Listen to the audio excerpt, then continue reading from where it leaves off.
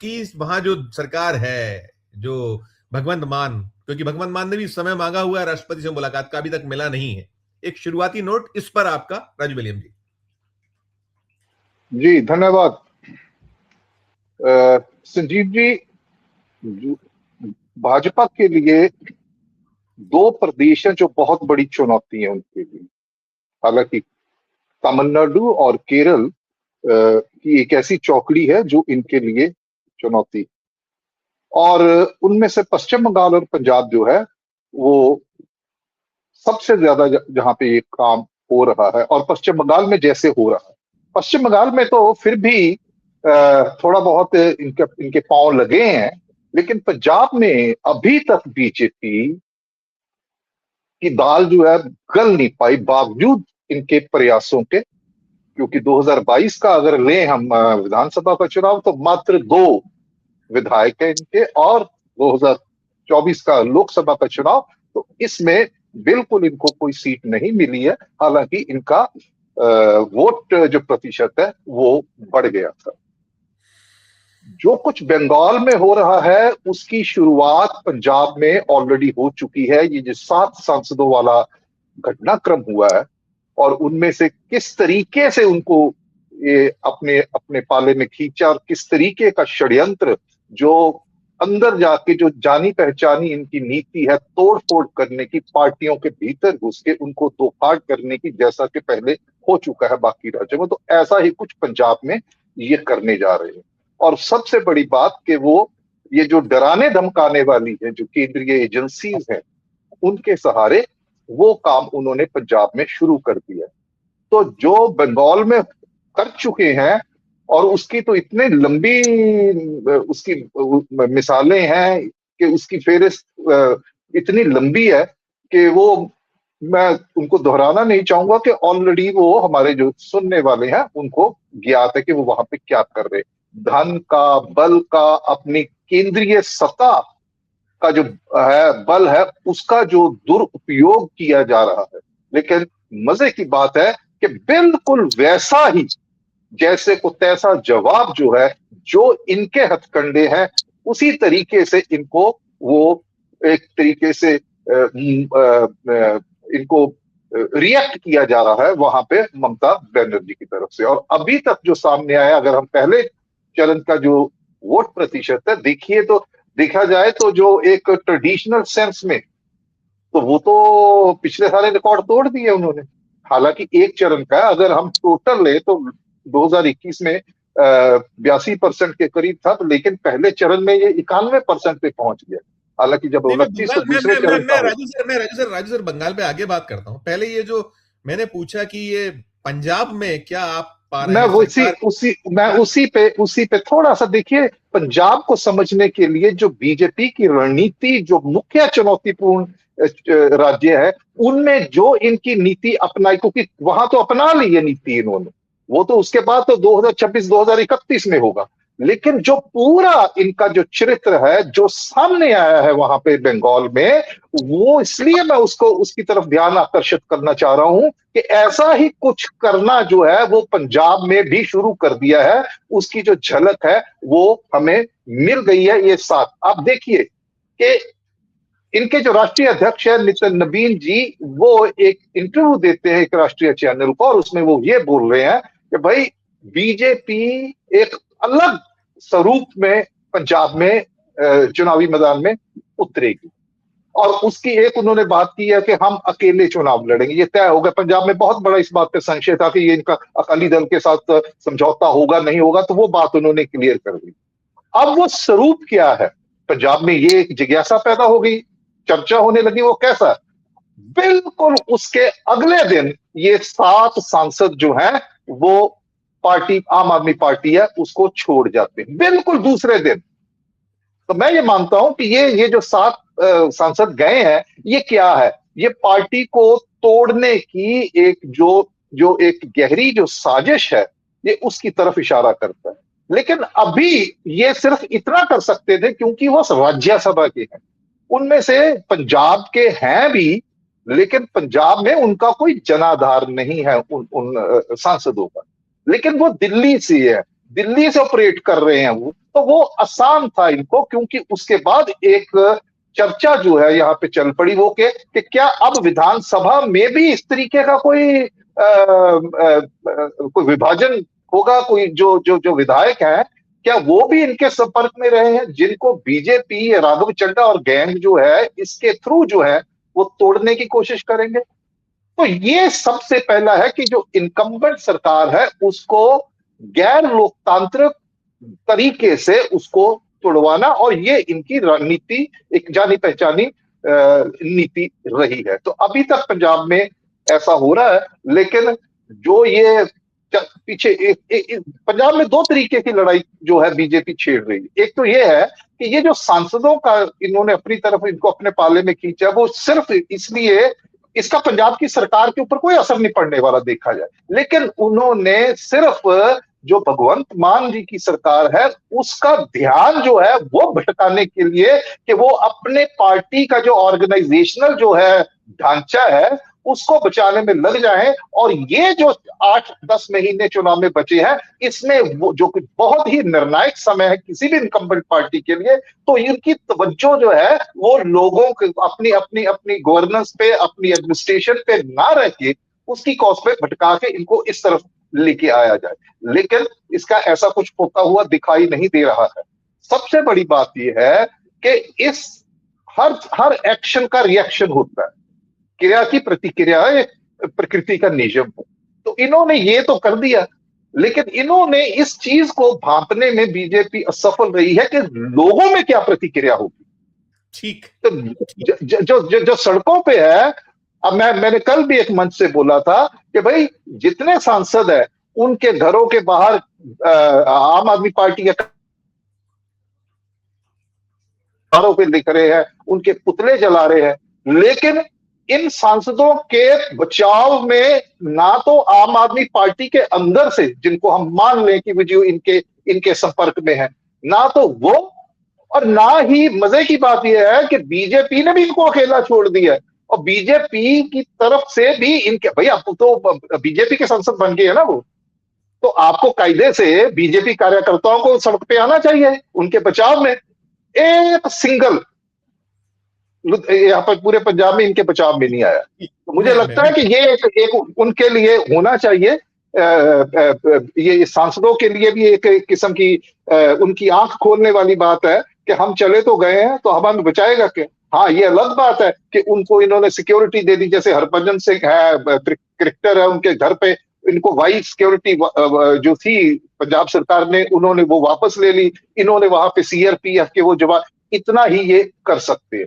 तो पंजाब में भी बड़ी असमंजस वाली जो स्थिति वो बनी हुई है, लेकिन एक बात जरूर तय है कि जो पश्चिम बंगाल में इनकी रणनीति पूरे खुले रूप से सामने आ चुकी है, उसी को ही ये पंजाब में आगे बढ़ाने की कोशिश करेंगे। और पंजाब में ये मजे की बात यह है कि जब होता ना कि आपको पता ही नहीं है कि दुश्मन जो है कि आगे क्या करे, कि क्या रणनीति है, लेकिन जो बंगाल में हो चुका है वो पंजाब में आम आदमी पार्टी या कांग्रेस या दूसरी विरोधी पार्टियों के लिए बड़ी अच्छी बात हो गई है कि उनको पता चल गया कि ये क्या करने जा रहे हैं, क्या करेंगे, तो उसके तरीके से वो अपने आप को तैयार करने वाली स्थिति में है पंजाब में, क्योंकि अभी जो है वक्त जो है बाकी बचा। लेकिन एक चीज मैं आपको बता दूं, ये जो इनका पंगा जैसे पश्चिम बंगाल में ममता बनर्जी के साथ पड़ा है ना, तो यहाँ पे इनका पंगा जो है वो केजरीवाल के साथ नहीं है, इनका पंगा भगवंत मान के साथ। भगवंत मान जमीन के नेता है। विरोधियों की नजर में मैं बोलता हूं बार बार कि आप भगवंत मान को अंडर एस्टिमेट मत करो, वो जमीन से जुड़ा हुआ है।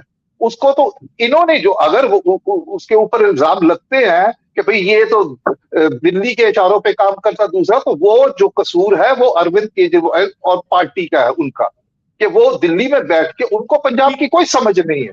तो अब परिस्थितियां ऐसी बनी है, मैं नुक्ते की बात करूं, नुक्ते की बात यह है कि ये जो घटनाक्रम हुआ है, जो परिस्थितियां उत्पन्न हुई है, उसमें केजरीवाल के लिए ऐसा एक माहौल बन गया कि उसको पीछे हटना ही उसकी समझदारी है, ताकि भगवंत मान के लिए वो खुला मैदान छोड़े और भगवंत मान बिना किसी मतलब अपने आजादाना तौर पे पंजाब को चलाए, पार्टी को चलाए, क्योंकि पंजाब की नब्ज को भगवंत मान से बेहतर कोई नहीं समझता है।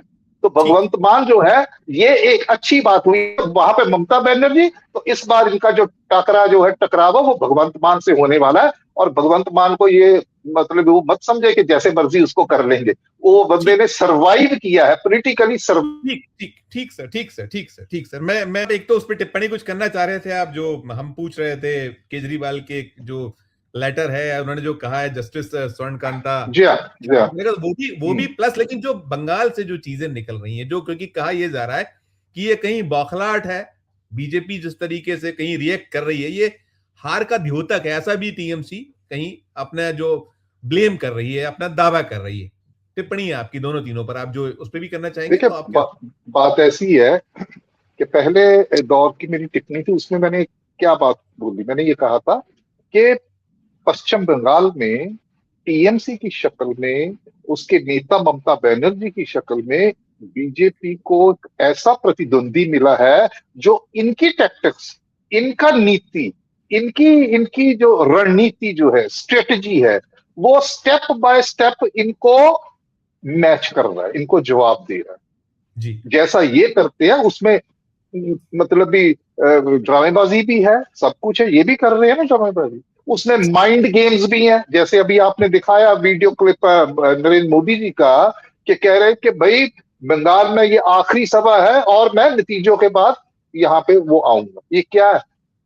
ये कॉन्फिडेंस है, ये डर है या देखिए, जो कॉन्फिडेंस जिसे हम बोलते हैं ना, आत्मविश्वास, उसका बिल्कुल उल्टी साइड जो दूसरा पहलू वो होता है डर, आशंका। तो ये माइंड के, क्योंकि अभी एक चरण जो है 142 सीटें हैं, उन पे चुनाव होना है, तो ऐसी भाषा ये बोल लेंगे। और अभी चूंकि चुनाव अभी होना है, तो ये जो सांसद है जिस तरीके से वो लेट के जी मुझे मारा गया है, देखिए, आप किसी ने आपको छड़ी मार दी तो आपको दर्द तो होगा, लेकिन आप उस दर्द को कितना बढ़ा चढ़ा के दिखाते हैं, ये तो आपके ऊपर है। उसका कोई आप देखने वालों को नहीं पता चलेगा, वो तो कहेंगे जी बहुत पीड़ा पीड़ा से बिलबिला रहा है।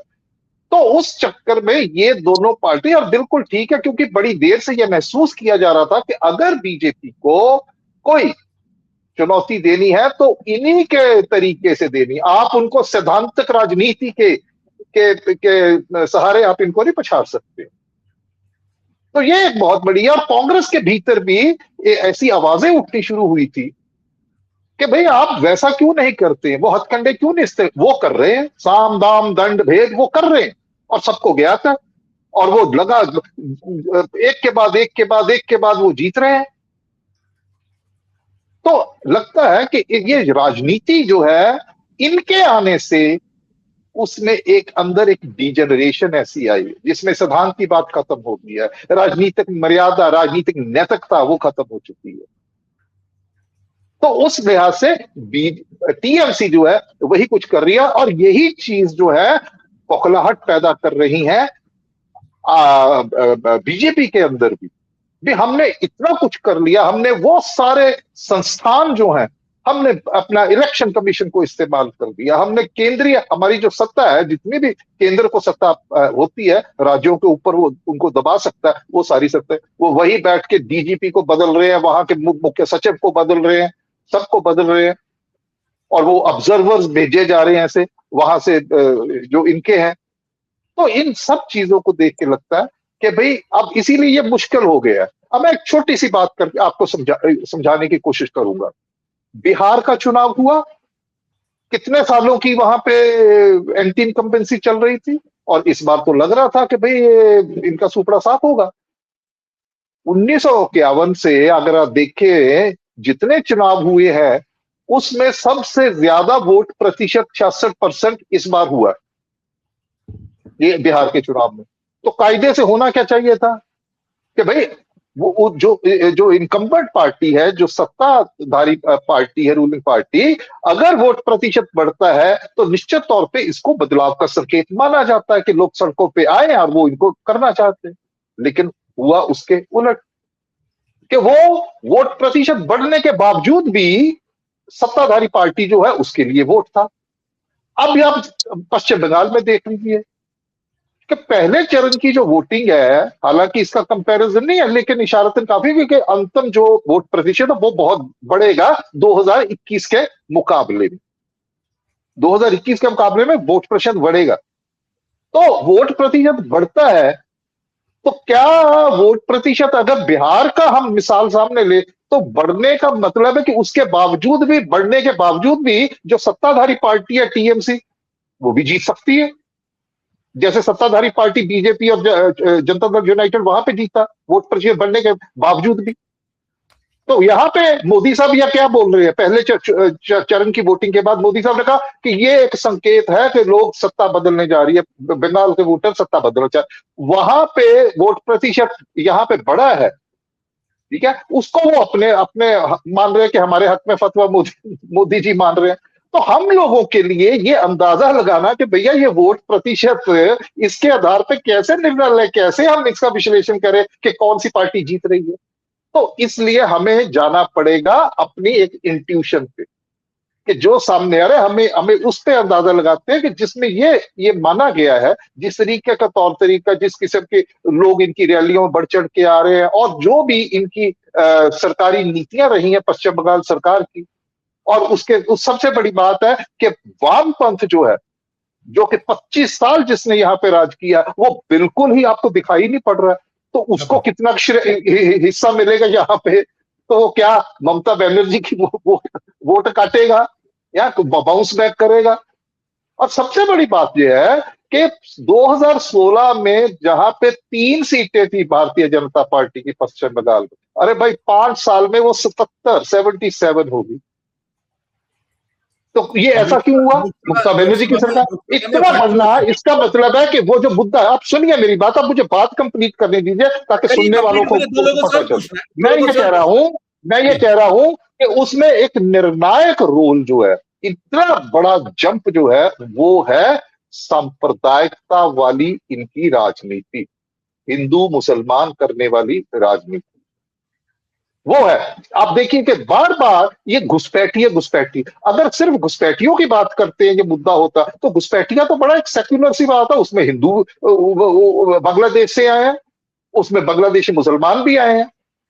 लेकिन उससे ज्यादा जो है कि इन्होंने कहा कि घुसपैठ तो इसलिए ताकि इनके ऊपर वो हिंदू मुसलमान करने वाला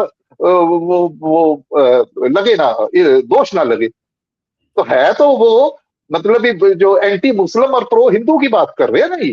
तो पार्टी जो जो जो एक एक विभाजन समाज का किया है, और ये सबसे खतरनाक बात है, जीते चाहे ममता बनर्जी चाहे बीजेपी जीते वहां पे। लेकिन एज ऑफ नाउ मुझे जो सूचनाएं हैं, जो हमारे मित्र हैं जो बड़ी एक पैनी दृष्टि रख रहे हैं इसके बंगाल के चुनाव में, और बहुत से जो हमारे लोग पंजाबी लोग वहां पे रह रहे हैं, बहुत सालों से, कई पीढ़ियों से रह रहे हैं, उनका यह कहना है कि ममता बनर्जी को एक एज है उनको, और ये 5-7% का फर्क है। तो क्या इसको वो मेंटेन करेंगी कि नहीं करेंगी? और दूसरा कि ये जो धन बल, जो गैर लोकतांत्रिक तरीके हैं, तो उनके चलते इस पूरे के चुनाव जो दृश्य है उसको बड़ा धुंधला बना दिया है कि आप एक उसमें पैटर्न आपको दिखाई नहीं देगा। इसीलिए ये चुनाव जो है वो बेहद दिलचस्प है हम लोगों के लिए, या लोगों के लिए भी इसका क्या होगा, क्या नतीजा होगा।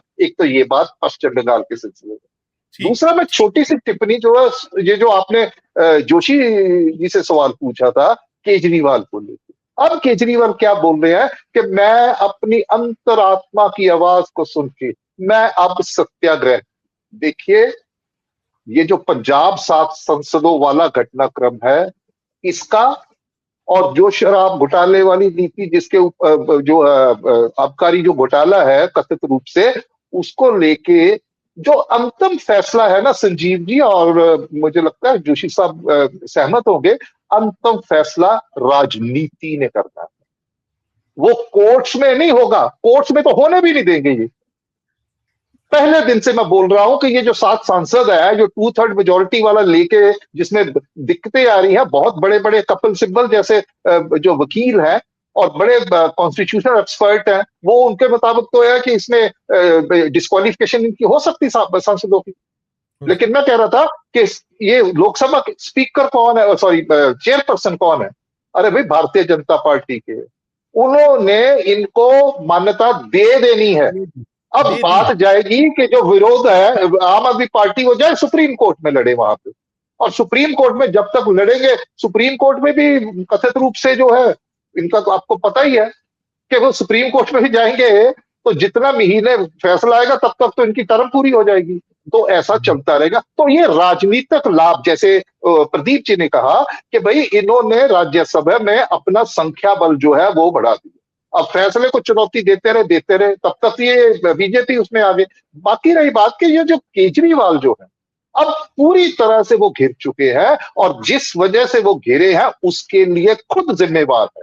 जिस तरीके से राजनीति की शुरुआत की थी, एक उम्मीद जगाई थी, और लोगों ने उनको बिना मतलबी बिना शर्त जिसे कहे कि उनको समर्थन दिया, और कितनी बड़ी के कांग्रेस पार्टी इतने सालों से 15 साल से कांग्रेस कर रही है, राष्ट्रीय पार्टी, और दिल्ली में उसको पटकनी दे दी। लेकिन हुआ क्या कि इन्होंने वो राजनीति, एक स्वच्छ राजनीति, एक सैद्धांतिक राजनीति जो है, उसकी बजाय इन्होंने अपने आप को फिर उसी जो ढर्रे पे आ गए जो दूसरी पार्टियां करती थी, जिसके नतीजे की वजह से इनको इस बात का सामना करना पड़ा। लेकिन एक चीज मैं बोलूंगा कि अरविंद केजरीवाल ने ये जो चलाया ना कि भाई जी खुद ही पेश होंगे जस्टिस स्वर्ण कांता, जो हाई कोर्ट की जज है, जिनके जिनके जिनके अदालत में सीबीआई ने जो है लोअर कोर्ट का जो फैसला इनके हक में आया था उसके खिलाफ अपील दायर की थी, और उसमें जो खुद जाके अपना केस लड़ना, वो सिर्फ और सिर्फ एक राजनीतिक मूव थी। और देखिए कि वो जो जितनी देर अरविंद केजरीवाल जस्टिस के साथ बात, उसकी वीडियो जो है वो आई है। केजरीवाल ये बताना चाह रहे हैं कि मैं जो है, क्योंकि अदालत ने तो निर्णय मेरे पक्ष में नहीं देना, और बात सही भी है जिस तरीके से उन्होंने कहा जस्टिस स्वर्ण कांता ने कि नहीं, मैं इस केस से नहीं हटूंगी, अगर मैं हटती हूं तो इसका ये अर्थ निकाला जाएगा कि मैंने दबाव में आके, तो जस्टिस स्वर्ण कांता जो है दबाव में आके नहीं, आपने वो जो अदालती मर्यादा है, कानूनी मर्यादा है, उसको सामने रख के आपने अपने आप को पीछे हटाना। इससे पहले भी बहुत से जजों ने बहुत से केसेस में रिक्यूज किया, ये पहली बार नहीं करेंगे। लेकिन अगर वो करती है, उनको लगता है कि केजरीवाल ने जो मेरे ऊपर दोष, एक मिनट कि केजरीवाल जी ने मेरे ऊपर जो दोष लगाए हैं, वो दोष जो है उनका सत्यापन हो जाएगा, वो दोष सही सिद्ध हो जाएंगे। 5000 से ज्यादा इनके बच्चों को केस, जो तुषार मेहता जो इस घोटाले में वकील है, सरकारी वकील है, उनके वो दोष सिद्ध हो जाएंगे। इनकी जो जा रहे हैं, ये जो आरएसएस से संबंधित जो है संस्थाओं के फंक्शंस में जा रहे हैं, वो दोष सिद्ध हो जाएंगे। तो यहाँ पे कोर्ट में अपीयर होके केजरीवाल ने आपने एक पॉलिटिकल चाल जो है वो चली, और उसके बाद अब वो उसका दूसरा एपिसोड जो है, दूसरा सीन जो इसका हिस्सा था, वो ये था कि अपने आप को पुण्य स्थापित करने के लिए कि मैं एक आदर्शवादी नेता हूं, तो वो महात्मा गांधी जी का सहारा ले रहे हैं, सत्याग्रह का सहारा। It is a welcome thing, मैं इसका स्वागत करता हूं कि भाई अगर आप उसी जगह पे आगे जहां से शुरू किया, यहां से शुरू कर, अगर दोबारा करोगे तो फिर वो गलतियां मत दोहराना जो पिछले 10 साल में आप लोगों ने दोहराई, केजरीवाल और उसकी पार्टी। जी।